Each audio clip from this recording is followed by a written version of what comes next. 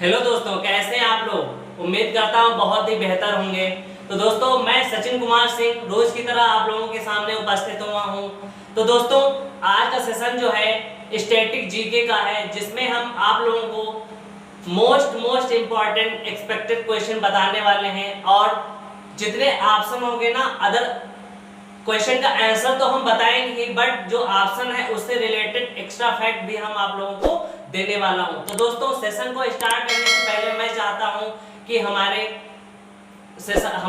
जो चैनल है, YouTube channel नीर 143 क्लासेस को एक बार शेयर करिए, सब्सक्राइब करिए। तो दोस्तों, आपके सोना बाबू की कसम, अगर जो आप नहीं करते हो तो आपसे रूठ जाएंगे, नहीं अगर करोगे तो नहीं रूठेंगे। ठीक है दोस्तों।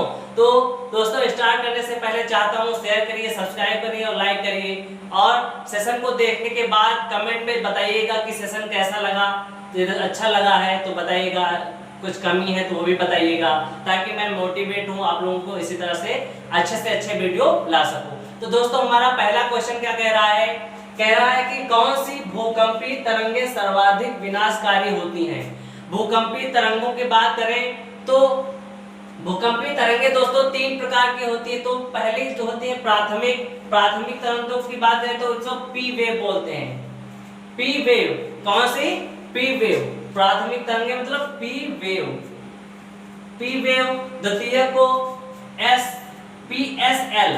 तीन प्रकार की भूकंपीय तरंगे होती हैं। कौन कौन सी? PSL। P का मतलब प्राथमिक तरंगे, S का मतलब द्वितीय तरंगे, L का मतलब धरातलीय तरंगे या तृतीय तरंगे। तो द्वितीय क्या होगी? S waves. तृतीय धरातलीय की बात करें तो PSL, L waves, L waves है नहीं।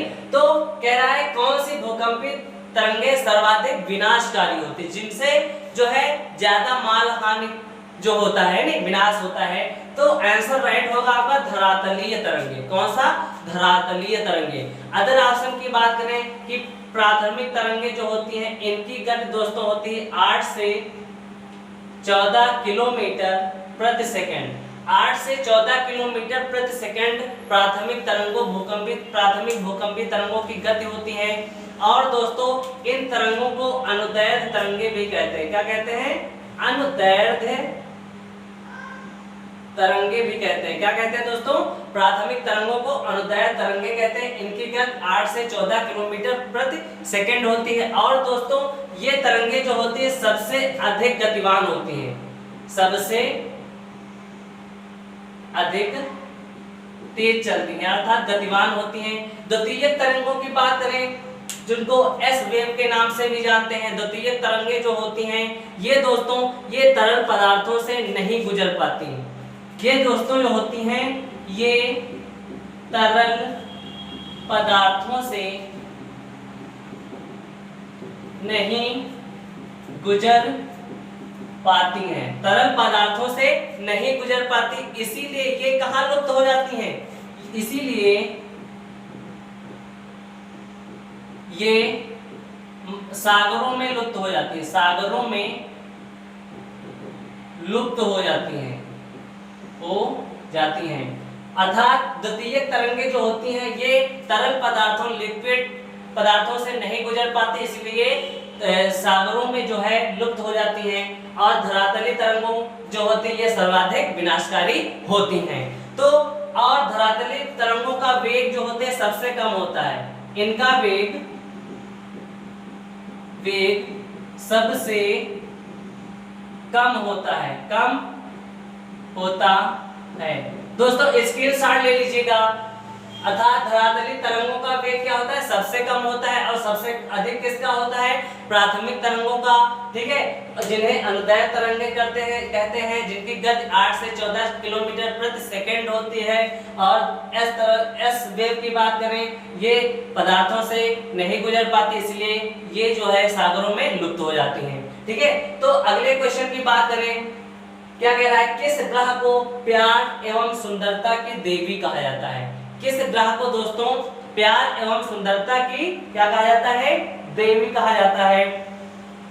तो राइट आंसर क्या हो जाएगा दोस्तों? ऑप्शन में क्या दिया हुआ? पहला है बुध, बी शुक्र, सी ऑप्शन बृहस्पति, चौथा शनि। तो राइट आंसर क्या हो जाएगा? शुक्र। क्या हो जाएगा दोस्तों? शुक्र।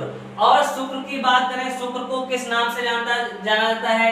तो इसको कहते हैं पृथ्वी की बहन, पृथ्वी की बहन, शाम का तारा, शाम का तारा,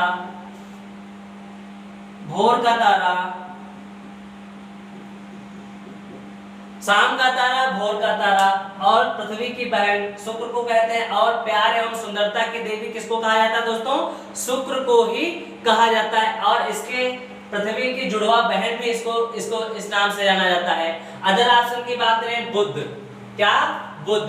बुध के बारे में दोस्तों, बुध जो ग्रह है सूर्य के सर्वाधिक निकट है। तो इसीलिए आपसे क्वेश्चन पूछा जाए कि ऐसा कौन सा ग्रह है जो सूर्य के चारों ओर सबसे जल्दी चक्कर पूरा कर लेता है? तो ऑप्शन राइट क्या हो जाएगा? बुध, क्योंकि वो सबसे नजदीक है नहीं? और बुध जो है, बुध ग्रह पे दोस्तों याद रखिए कि रातें अति बर्फीली होती हैं और दिन में बहुत ज्यादा गर्मी होती है, इसीलिए वहां मानव जीवन संभव नहीं है। तो रातों की बात करें, रातों में दोस्तों टेम्परेचर जो होता है 427 डिग्री सेल्सियस होता है दिन में, 427 डिग्री दिन में होता है तापमान। और रात की बात करें तो -173 डिग्री सेल्सियस रात में, अर्थात रातें जो है बहुत बर्फीली होती हैं, दिन में बहुत ज्यादा गर्मी होती है। कितना तापमान होता है? 427 डिग्री दिन में और रात में -173 डिग्री चला जाता है। और बुध ग्रह की बात करें तो दोस्तों बुध ग्रह जो है ये अपना जो है एक चक्कर बहुत ही कम समय में पूरा करता है, क्योंकि ये सूर्य के सर्वाधिक नजदीक है, ये मैं बता चुका हूं। अगले ग्रह की बात करें, बृहस्पति। तो बृहस्पति जो है ये सबसे बड़ा ग्रह है, सबसे बड़ा ग्रह। सबसे बड़ा ग्रह कौन सा है दोस्तों? बृहस्पति। खूब पूछा जाता है, ठीक है। और बात करें कि बृहस्पति जो है, बृहस्पति के कितने उपग्रह हैं? क्वेश्चन पूछा जाता है ऐसा कौन सा उपग्रह है जिसके सबसे ज्यादा उपग्रह हैं? तो कौन सा ऑप्शन होगा? बृहस्पति। कौन सा? बृहस्पति होगा, जिसके 67 उपग्रह हैं। कितने? 67 उपग्रह हैं। क्या है? 67 उपग्रह हैं, ठीक है। और इसमें यह पूछा जाता है कि बृहस्पति ग्रह का सर्वाधिक सबसे बड़ा उपग्रह कौन सा है? तो गैनीमेड। गैनीमेड की बात करें, ये गैनीमेड सौर मंडल का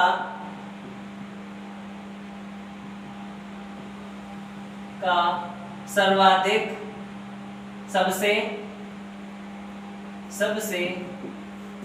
बड़ा उपग्रह है। सौर मंडल का सबसे बड़ा उपग्रह बात करें तो गैनीमेड। कौन सा होगा? गैनीमेड, जो बृहस्पति का उपग्रह है। बृहस्पति के सर्वाधिक उपग्रह हैं, सबसे ज्यादा है, कितने हैं? 67 हैं। और सन की बात करें ईस्टर्न की, तो ईस्टर्न ग्रह में इसके भी दोस्तों, इससे शनि ग्रह से एक क्वेश्चन आ जाता है कि ऐसा कौन सा ग्रह है जिसके चारों ओर वलय पाए जाते हैं? क्या पाए जाते हैं? वलय पाए जाते हैं। तो शनि ग्रह है। कौन सा?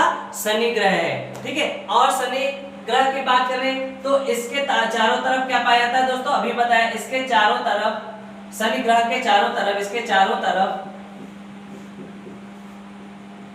7 छल्ले पाए जाते हैं। 7 वलय पाए जाते हैं, ठीक है। क्या पाए जाते हैं? 7 वलय पाए जाते हैं, अर्थात। और इनके उपग्रह की बात करें तो इनके उपग्रह की संख्या कितनी है दोस्तों? 62। कितने हैं? 62 उपग्रह हैं। उपग्रह सेकंड नंबर पे उपग्रह कितने हैं सबसे ज्यादा? तो शनि के। सबसे ज्यादा उपग्रह किसके हैं? तो बृहस्पति के 67 हैं, ठीक है। और दोस्तों, और इसका सबसे बड़ा उपग्रह कौन सा है दोस्तों? कौन सा हो जाएगा? टाइटन। कौन सा? टाइटन। शनि का सबसे बड़ा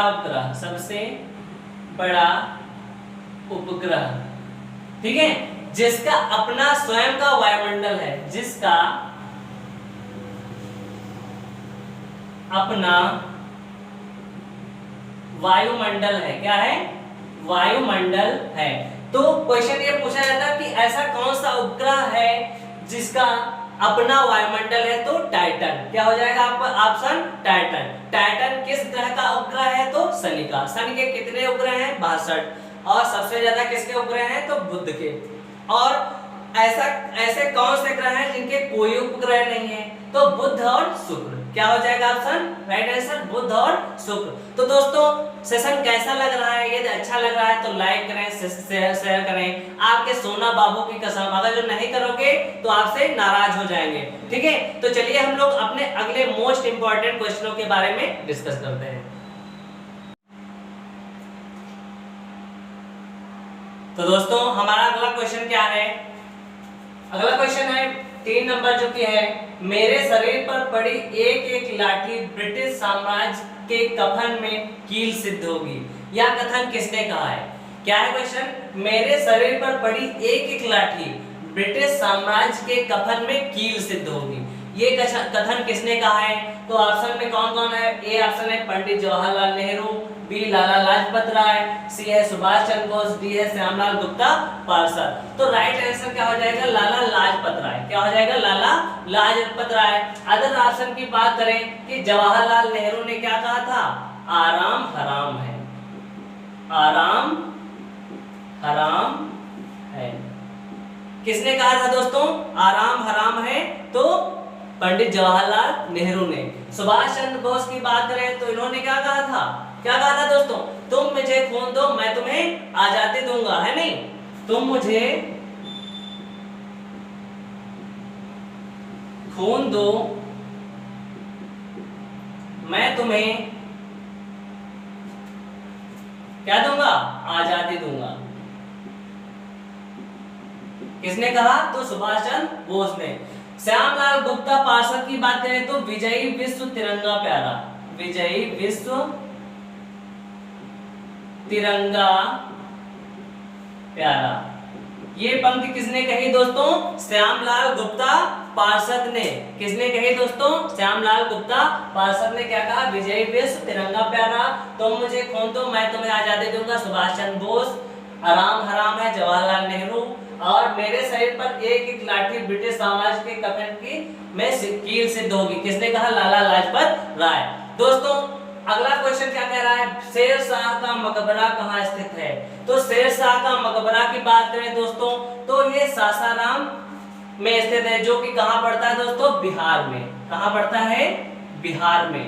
अदर ऑप्शन की बात करें, अदर ऑप्शन की बात करें जैसे कि मुंबई में, तो मुंबई में दोस्तों क्या है स्थित? मुंबई में prince of Wales Belgium. Prince of Wales, prince of Wales museum बनवाया किसने दोस्तों? तो जॉर्ज पंचम ने। जॉर्ज पंचम ने इसको बनवाया था। और निर्माणकर्ता कौन है? जॉर्ज पंचम।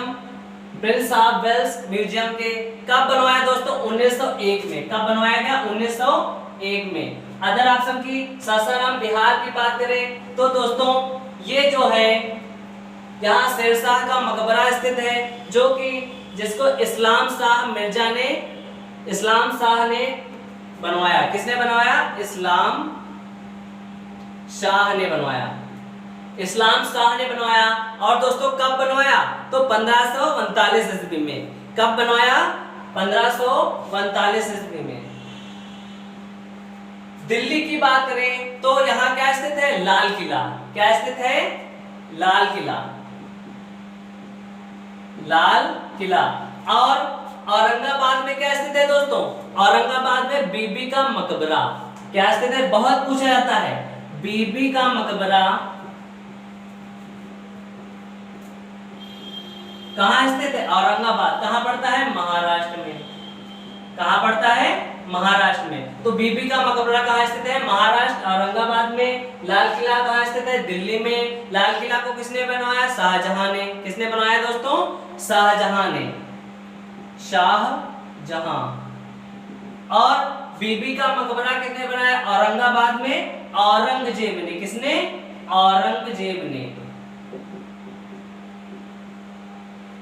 औरंगाबाद से औरंगजेब याद रखो। तो बीबी का मकबरा किसने बनाया? औरंगजेब ने। कहाँ है? औरंगाबाद महाराष्ट्र में, है नहीं?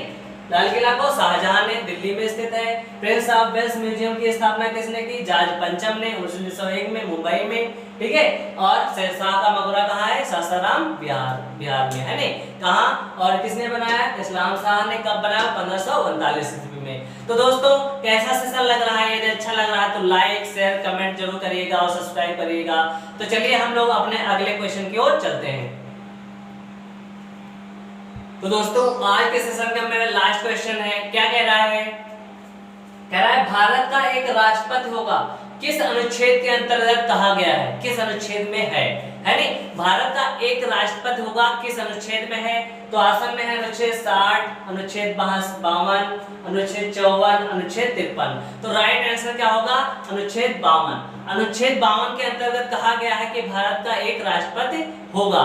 अदर ऑप्शन की बात करें, अनुच्छेद 60 में क्या कहा गया है? तो अनुच्छेद 60 में कहा गया कि भारत का राष्ट्रपति द्वारा शपथ या प्रतिज्ञान। अनुच्छेद 60 में क्या दोस्तों कहा गया है? राष्ट्रपति द्वारा शपथ या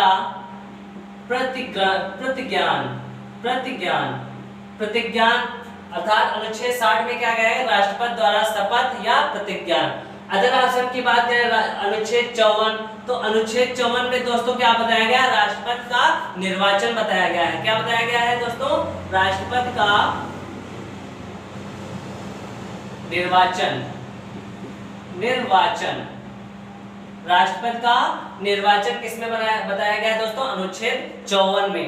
अदर ऑप्शन की बात करें डी ऑप्शन की, तो अनुच्छेद 53 में क्या बताया गया है? संघ की कार्यपालिका की शक्ति, है नहीं? संघ की कार्यपालिका की शक्ति। संघ की कार्यपालिका की शक्ति किसमें बताया गया? अनुच्छेद में, अनुच्छेद 53 में। और दोस्तों संघ की कार्यपालिका की शक्ति किसमें निहित होती है? क्वेश्चन पूछा जाता है तो राष्ट्रपति में। किसमें? राष्ट्रपति में। तो दोस्तों आज का सेशन कैसा लगा? आपके सोना बाबू की कसम हमारे सेशन को सब्सक्राइब जरूर करिएगा, शेयर करिएगा और कमेंट में जरूर लिखिएगा कि आज का सेशन कैसा लगा। यदि आप ऐसा नहीं करते हैं तो आपके सोना बाबू आपसे नाराज हो जाएंगे, फिर मैं नहीं जानता, फिर आपसे कुछ भी, फिर मेरा उल्हान मत देना कि सर ने ऐसा कहा था। तो दोस्तों प्लीज सेशन को लाइक करें, शेयर करें, सब्सक्राइब करिए ताकि मैं आपसे मोटिवेट हूँ और आप लोगों के लिए अच्छे से अच्छे बेहतरीन वीडियो ला सकूँ। तो दोस्तों आज के लिए इतना ही। Thank you so much.